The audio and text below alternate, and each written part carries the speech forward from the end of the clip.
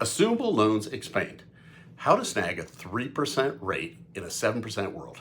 Hey friends, Tony G here. Ever wish you could travel back in time and grab one of those sweet 3% mortgage rates from 2020 would?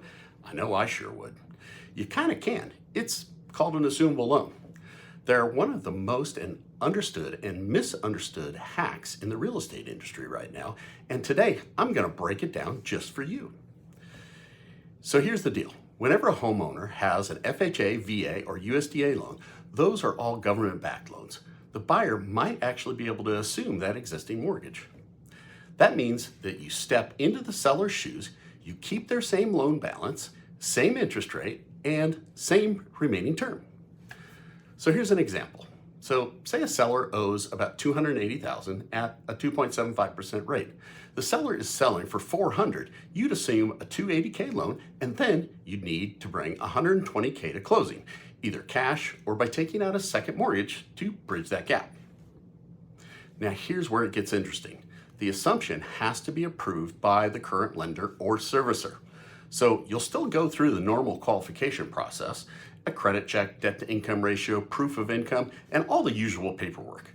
But if you're approved, you get that rate.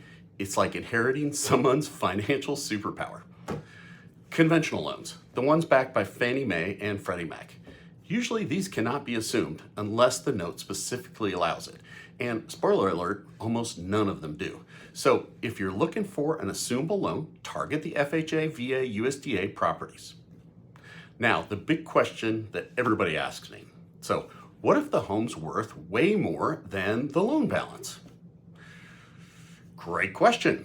Let's say that the home has $250K assumable loan, but it's worth $400K. You'll need to bring $150K to the table through cash, a gift, or possibly a home equity loan if that's allowed.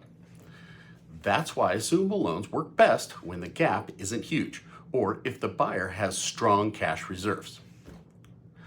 One more insider tip. The VA loans are a special case. If a veteran lets you assume their loan, their VA entitlements stay tied up until that loan is paid off. So unless the buyer is a qualified veteran who substitutes their entitlement for the other, make sure that the seller understands that they're giving up before they sign on the dotted line.